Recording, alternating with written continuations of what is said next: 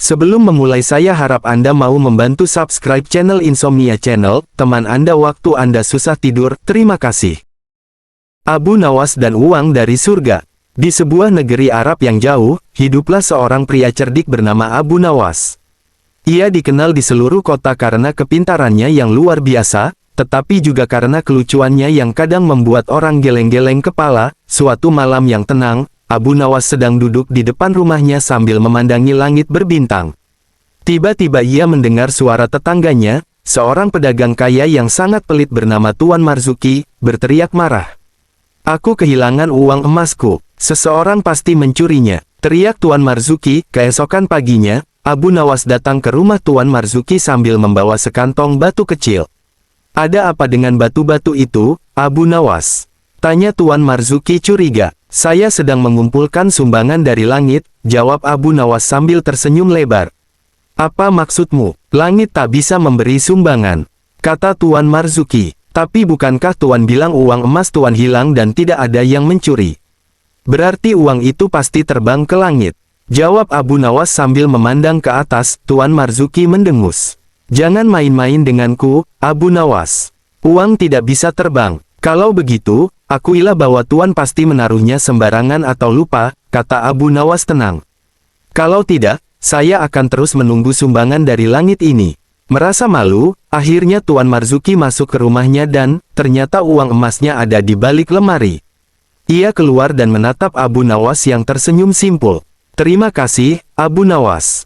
Engkau memang cerdik dan licik," katanya sambil tertawa kecil. "Ah, Tuan Marzuki, kadang-kadang kita hanya butuh sedikit akal sehat dan sedikit candaan untuk menemukan kebenaran," jawab Abu Nawas sambil berdiri dan berjalan pulang dengan damai. Dan cerita selanjutnya, Abu Nawas dan keledai yang jadi hakim. Pada suatu hari di kota Baghdad, raja mengeluh kepada para menterinya. "Aku bosan dengan orang-orang yang datang ke istana hanya untuk mengeluh. Aku ingin hakim yang jujur, tapi juga tidak membosankan." Salah satu menteri menyarankan, "Baginda, bagaimana kalau kita uji Abu Nawas? Dia selalu punya cara unik untuk menyelesaikan masalah." Raja pun memanggil Abu Nawas ke istana. "Abu Nawas, mulai besok kau adalah hakim kerajaan sementara," kata sang raja. Abu Nawas tersenyum. "Baik, Baginda, tapi saya punya syarat. Saya ingin membawa keledai saya ke ruang sidang. Setiap perkara akan saya bicarakan juga kepada keledai saya." Semua orang di istana bingung. Tapi karena tahu Abu Nawas suka hal aneh-aneh, mereka setuju. Keesokan harinya, dua orang datang mengadu. Si A berkata, "Tuan Hakim, orang ini mencuri ayam saya." Si B membela diri, "Itu ayam saya. Saya yang memeliharanya sejak kecil." Abu Nawas tidak langsung menjawab. Ia memandang keledainya dan berkata pelan, "Keledai yang bijaksana, menurutmu siapa yang jujur?" Lalu Abu Nawas mendekati si A dan si B. "Karena kalian bersikeras, mari kita uji. Kita lepaskan ayam itu. Kita lihat, ia akan lari ke siapa." Ayam dilepas. Ternyata ayam itu langsung berlari ke si B. "Lihat," kata Abu Nawas sambil menunjuk keledainya. "Keledai saya bahkan sudah tahu sebelum ayam dilepas. Tapi biarlah kita percaya pada ayam, bukan keledai." Semua orang tertawa. Raja yang menonton dari kejauhan pun ikut tertawa dan berkata, "Abu Nawas, kau memang hakim paling lucu dan paling adil di seluruh negeri." Dan cerita selanjutnya, Abu Nawas dan penjaga gerbang surga. Pada suatu malam yang sunyi, Abu Nawas bermimpi aneh. Ia bermimpi meninggal dunia dan tiba di gerbang surga. Di sana berdiri seorang malaikat besar berjubah putih, membawa buku catatan tebal. Malaikat berkata, "Abu Nawas, namamu belum terdaftar masuk surga. Kami masih menilai amal dan dosamu." Abu Nawas panik. "Bagaimana mungkin? Saya sering bersedekah, menolong tetangga, dan membuat raja tertawa." Malaikat mengangguk. "Itu benar, tapi kamu juga suka mempermainkan orang dan terlalu banyak akal. Kalau begitu," kata Abu Nawas sambil berpikir cepat, "biarkan saya turun ke bumi satu hari saja. Saya akan menunjukkan bahwa saya layak masuk surga." Malaikat berpikir sejenak dan mengizinkannya. Hari turun ke bumi. Abu Nawas pun bangun dari mimpi, tetapi ia merasa itu nyata. Ia langsung keluar rumah dengan semangat dan berkata, "Hari ini aku harus membuat satu kebaikan besar." Tiba-tiba ia melihat kerumunan orang di pasar. Seorang nenek tua menangis karena keranjangnya dicuri oleh pencopet. Abu Nawas berteriak, "Tenang. Biar aku yang kejar pencopet itu." Ia berlari seperti angin, memanjat atap, melompat ke tumpukan jerami, dan akhirnya menangkap si pencopet dengan satu tangan. Orang-orang bersorak, "Hidup Abu Nawas." Tapi tiba-tiba, pencopet itu berkata, "Aku mencuri karena anakku kelaparan." Semua orang terdiam. Abu Nawas mendekat dan berkata, "Kalau begitu, ini uang untuk makanan anakmu. Tapi jangan mencuri lagi." Ia memberi si pencopet sekeping emas miliknya. Kembali ke gerbang surga malam harinya, Abu Nawas tertidur lagi. Dan kali ini, ia kembali berdiri di hadapan malaikat. Malaikat membuka bukunya dan berkata, "Hari ini kau membuat pilihan yang sulit, memilih keadilan atau kasih sayang. Dan kau memilih kasih sayang. Itu membuatmu layak masuk surga." Abu Nawas tersenyum lebar. "Tapi bolehkah saya masuk belakangan saja? Hidup di bumi kadang lebih seru." Malaikat tertawa dan berkata, "Kau memang manusia paling cerdik yang pernah kami temui." Dan cerita selanjutnya, Abu Nawas dan penjual karpet ajaib. Di suatu pagi yang cerah, Abu Nawas sedang berjalan-jalan di pasar. Ia melewati pedagang kurma, tukang rempah, dan penjual permata. Tiba-tiba ia melihat seorang pria berjanggut panjang berteriak-teriak, "Karpet ajaib! Karpet ajaib! Bisa terbang kemanapun kau mau. Cuma 10 keping emas." Abu Nawas mengernyit. Ia mendekat dan berkata, "Benarkah karpet ini bisa terbang?" Penjual itu menjawab sambil tersenyum licik, "Tentu, tinggal duduk, ucapkan tempat yang ingin dituju, dan, wus." Abu Nawas mencium gelagat penipuan. Tapi ia pura-pura percaya. "Baik, saya beli satu. Tapi tolong kau tunjukkan dulu bagaimana cara pakainya. Aku belum pernah naik karpet terbang." Penjual itu gelagapan. Ya, bisa, tapi karpet ini hanya bisa terbang kalau pemiliknya dalam bahaya besar." "Begitu," kata Abu Nawas dengan mata menyipit. "Kalau begitu, aku akan coba sekarang." Aksi Abu Nawas. Abu Nawas menggelar karpet itu di tengah pasar. Ia duduk di atasnya dan berteriak, "Aku sedang dalam bahaya. Aku dikejar harimau. Aku mau terbang ke rumahku." Orang-orang tertawa melihat Abu Nawas duduk diam, tak terjadi apa-apa. "Kenapa karpetnya tidak terbang?" tanya Abu Nawas nyaring, sambil memelototi penjual. Penjual itu gelagapan. Mungkin karpetnya malu dilihat banyak orang. Orang-orang mulai curiga. Abu Nawas berdiri, lalu berteriak, "Dengar semua orang, penjual ini menipu. Karpet ini tak bisa terbang. Ini karpet biasa yang dijual mahal." Kerumunan marah. Mereka mulai mengepung si penjual. Penjual itu memohon, "Ampuni aku, Abu Nawas. Aku hanya ingin sedikit untung." Abu Nawas berkata, "Kalau kau ingin untung, juallah kejujuran, bukan kebohongan.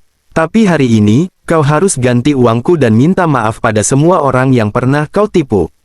Penjual itu menunduk dan mengembalikan semua uangnya kepada para korban. Penutup. Saat malam tiba, Abu Nawas tertawa sendiri di rumahnya.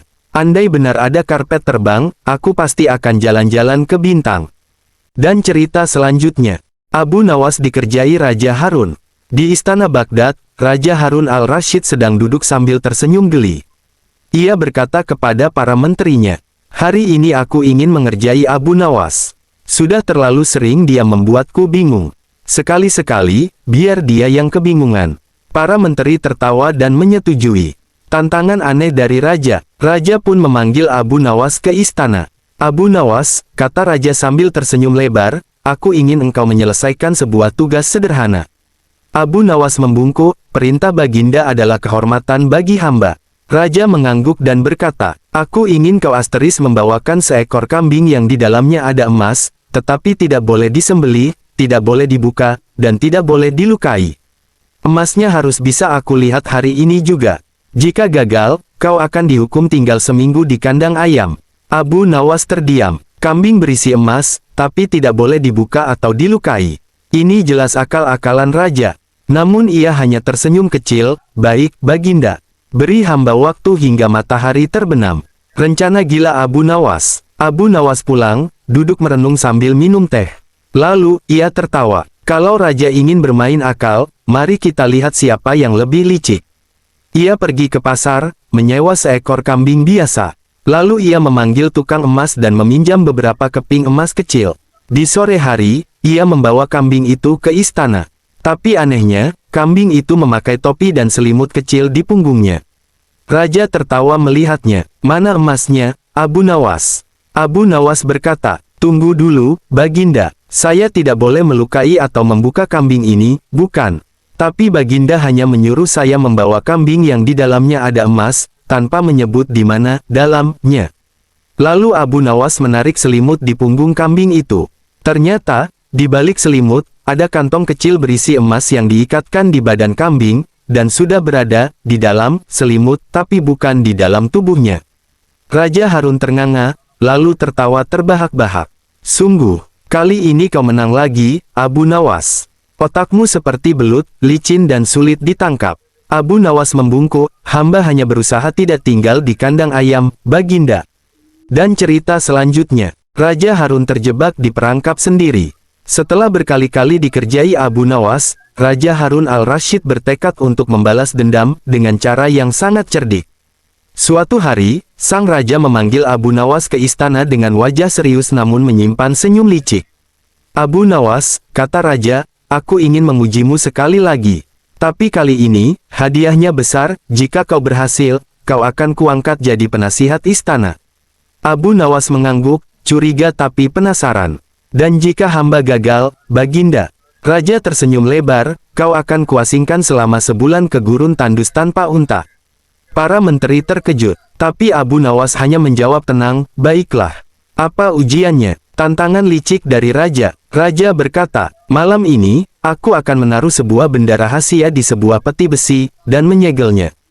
Tugasmu adalah menebak isi peti itu, tanpa membukanya, menyentuhnya, atau mendekatinya. Para menteri tertawa puas. Abis kau, Abu Nawas, bisik mereka, tapi Abu Nawas malah tersenyum. Hamba akan datang besok pagi, Baginda. Abu Nawas memata-matai istana. Malam itu, saat seluruh istana tidur, Abu Nawas menyamar sebagai penjaga taman. Ia mengendap-endap di balik semak, mengintip ke jendela ruang penyimpanan. Ia melihat raja sendiri memasukkan sepotong tulang kambing ke dalam peti dan menyegelnya rapat-rapat. Abu Nawas tersenyum lebar. Terima kasih, Baginda, atas petunjuknya, bisiknya pelan. Keesokan harinya di istana, raja duduk di atas singgasananya dengan penuh percaya diri. Nah, Abu Nawas, sekarang coba tebak, apa isi peti rahasiaku? Abu Nawas menutup mata sejenak, pura-pura berkonsentrasi. Lalu ia berkata lantang, Yang mulia, isi peti itu adalah tulang kambing dari sisa makan malam Baginda semalam. Raja langsung berdiri. Apa? Para menteri saling pandang dan berbisik kagum. Raja berusaha tetap tenang. Itu hanya tebakan. Abu Nawas melangkah maju dan berkata santai. Benar, Baginda. Tapi bukankah kadang tebakan bisa sangat akurat, kalau dibuat oleh orang yang tahu jalan rahasia istana? Raja Harun akhirnya tertawa terbahak-bahak, lalu berkata, sungguh, Abu Nawas, aku sendiri terjebak oleh tipu dayaku sendiri. Kau memang tak bisa dikalahkan. Dan sejak hari itu, Abu Nawas benar-benar diangkat jadi penasihat pribadi raja, meski kadang tugasnya hanya satu, membuat raja tertawa dan berpikir. Dan cerita selanjutnya, Abu Nawas menyamar jadi raja. Pada suatu pagi yang cerah, Raja Harun al-Rasyid merasa sangat lelah. Ia berkata kepada para menterinya, aku ingin libur jadi raja hari ini. Duduk di singgasana, mendengar aduan rakyat, dan memikirkan keputusan, sungguh melelahkan. Salah satu menterinya berseloroh. Kalau begitu, Baginda bisa saja menyuruh orang lain menyamar jadi raja, asal cukup pintar. Raja langsung tertawa. Abu Nawas, dia pasti bisa. Tapi, apakah dia bisa berlaku seperti raja sungguhan? Rencana sang raja. Raja segera memanggil Abu Nawas dan berkata, hari ini kau akan menjadi raja selama sehari. Kau duduk di singgasanaku, memakai jubahku, dan memimpin sidang kerajaan. Tapi ingat, kalau kau melakukan satu kesalahan, kau akan dikurung di kandang unta selama 3 hari. Abu Nawas mengangguk dan menjawab tenang. Hamba terima tantangan ini, Baginda. Hari ini rakyat akan diperintah oleh raja paling jenaka. Pagi yang aneh di istana. Pagi itu, rakyat yang datang ke istana terkejut. Mereka melihat raja duduk dengan ekspresi lucu dan mengenakan jubah yang agak kebesaran. Namun, tak ada yang berani tertawa karena dia duduk di singgasana raja. Abu Nawas yang menyamar sebagai raja berkata lantang. Mulai hari ini, setiap orang yang datang ke istana harus membawa dua hal, masalah dan sedikit humor. Siapapun yang mengeluh tanpa senyum akan dihukum, berdiri menghadap matahari sampai kering. Rakyat bingung, tapi mulai tertawa. Hari itu suasana istana penuh canda, namun tetap adil. Seorang petani mengadu soal sapi tetangganya yang memakan tanaman. Abu Nawas menjawab, kalau begitu, biarkan sapi itu memakan separuh tanamannya sendiri. Tapi kalau sapi itu ingin jadi petani, dia harus bayar pajak. Semua orang tertawa, bahkan si petani. Raja kembali, dan terkejut. Saat malam tiba, Raja Harun kembali ke ruang sidang. Ia melihat seluruh rakyat tertawa senang, para menteri tampak santai, dan bahkan para penjaga istana lebih ceria dari biasanya. Raja berbisik kepada pengawal, apa benar hari ini rakyat lebih bahagia? Pengawal menjawab, ya, Baginda. Rakyat berkata, baru kali ini mengadu ke Raja terasa seperti liburan. Raja pun masuk, membuka penyamarannya, dan memeluk Abu Nawas. Kau menang lagi, Abu Nawas. Tak hanya bisa memerintah, kau bisa membuat rakyat bahagia. Dan cerita selanjutnya, hari saat Abu Nawas hilang dan Raja panik. Pada suatu pagi yang biasa di istana Baghdad, suasana mendadak menjadi kacau. Para pengawal berlari ke sana kemari.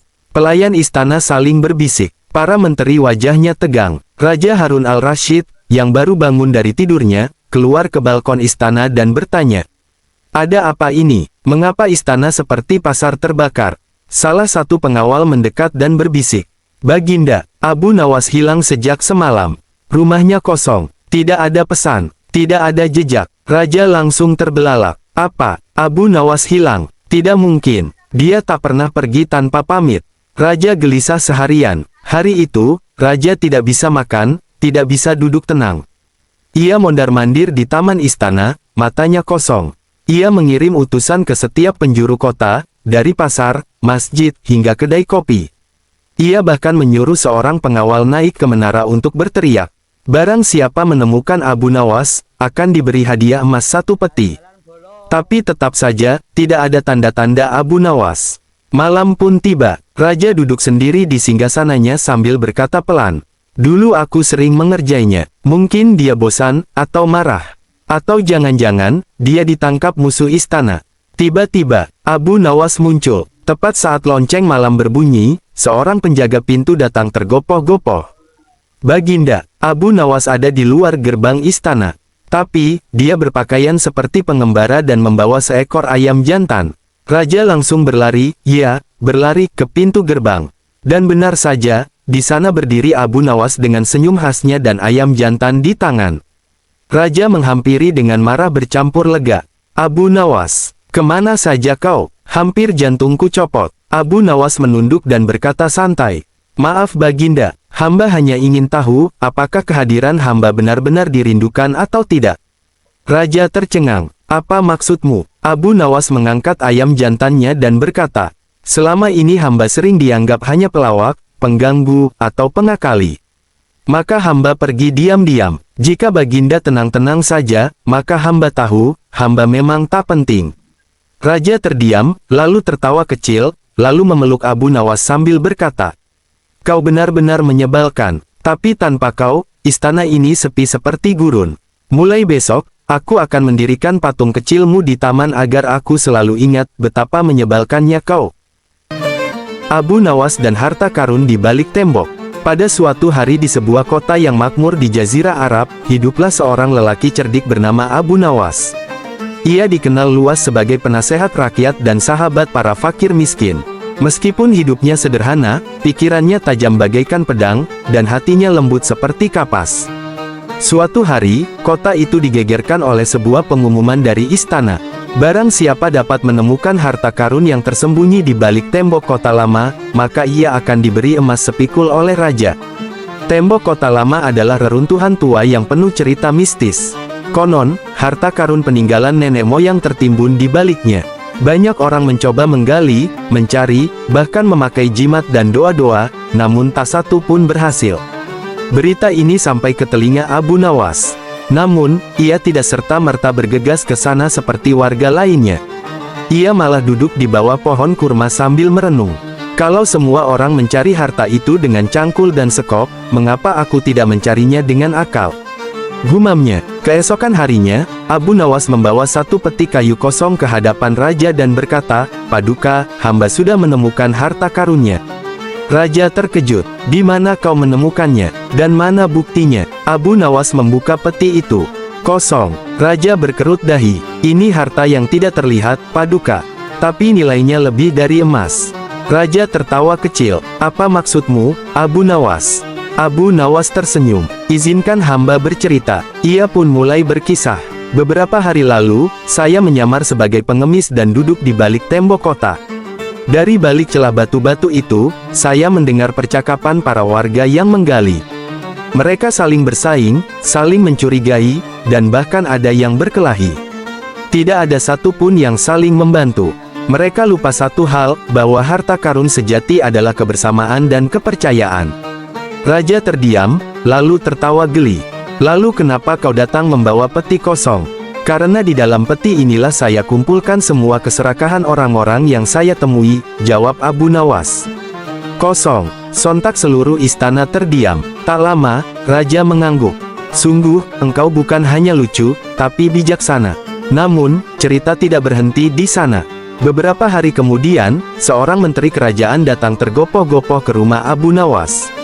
"Abu Nawas, Raja meminta bantuanmu. Peti perbendaharaan kerajaan hilang." Abu Nawas terkejut. "Hilang? Dicuri?" "Iya, dan tak ada jejak siapapun." Abu Nawas mengelus jenggotnya. Baiklah. Aku minta seluruh penghuni istana dikumpulkan di halaman malam ini.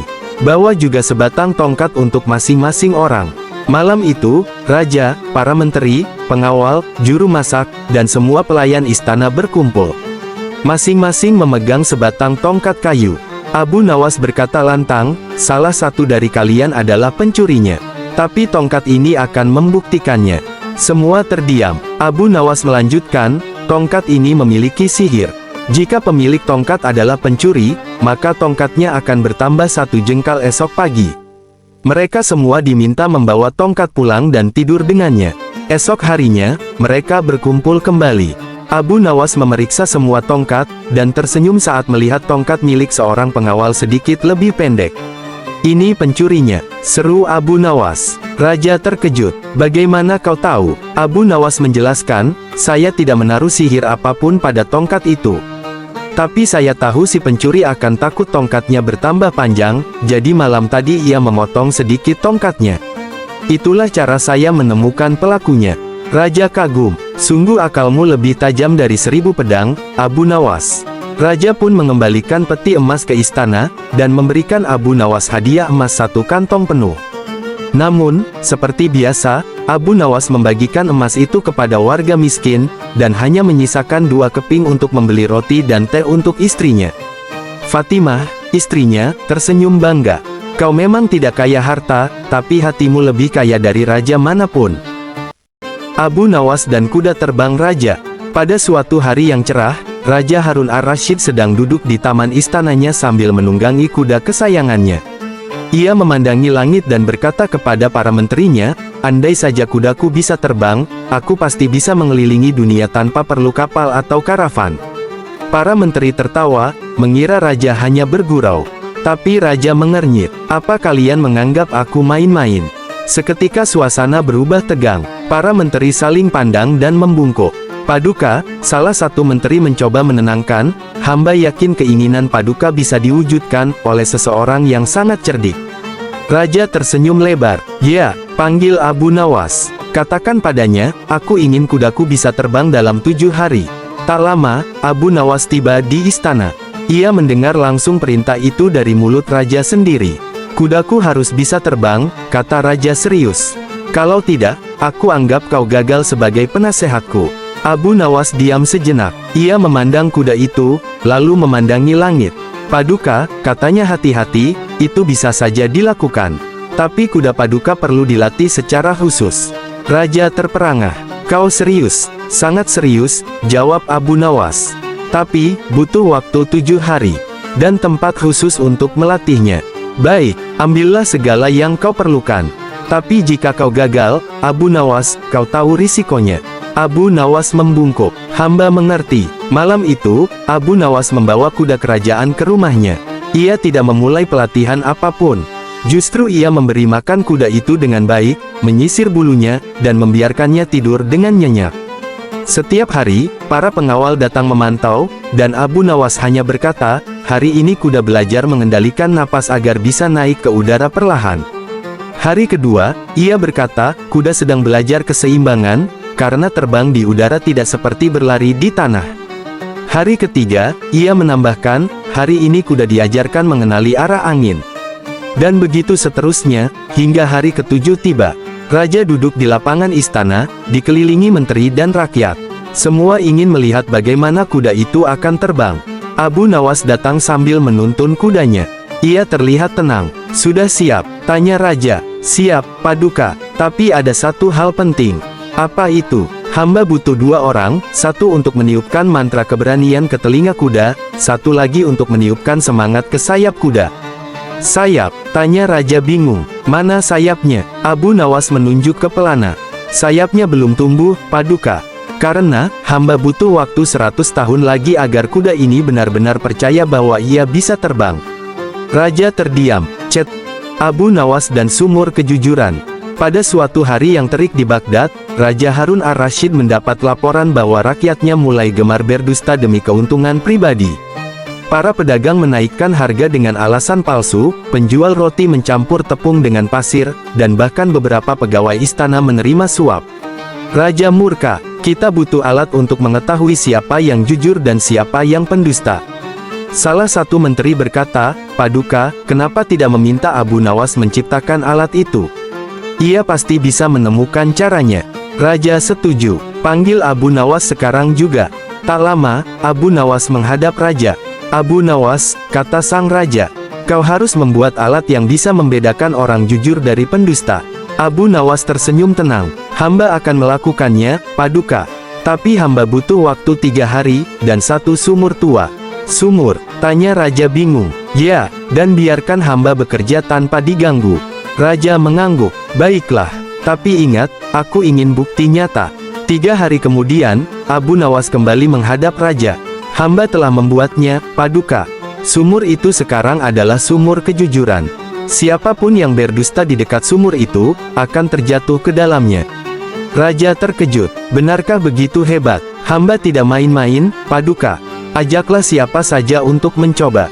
Raja pun mengumpulkan rakyat di alun-alun. Ia membawa para menteri, pedagang, dan pejabat. Semua berkumpul di sekitar sumur tua yang sudah dihias Abu Nawas dengan kain-kain putih dan tulisan, "Barang siapa berdusta, sumur ini akan membukanya." Satu persatu rakyat diminta maju dan mengucapkan sesuatu. Jika mereka jujur, tidak terjadi apa-apa. Tapi jika mereka berbohong, tiba-tiba mereka terpeleset atau terjatuh ke dalam sumur yang ternyata dangkal dan dipenuhi lumpur. Seorang pedagang maju dan berkata, "Saya tidak pernah menipu timbangan." Tiba-tiba kakinya tergelincir dan jatuh ke dalam sumur.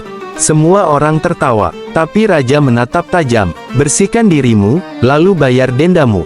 Yang lain berkata, "Saya tidak pernah mengambil suap." Dan, biur, masuk ke dalam sumur. Namun saat giliran menteri utama datang, ia ragu. Ia berbisik pada Abu Nawas, "Sumur ini sihir sungguhan." Abu Nawas berbisik balik, "Bukan.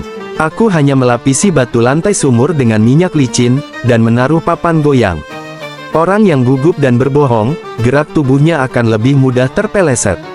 Menteri itu kaget. "Jadi ini, tipuan." "Tidak sepenuhnya," kata Abu Nawas. "Ini bukan sihir, tapi cara agar orang takut berbohong di depan umum." Raja yang mendengar pembicaraan itu tersenyum puas.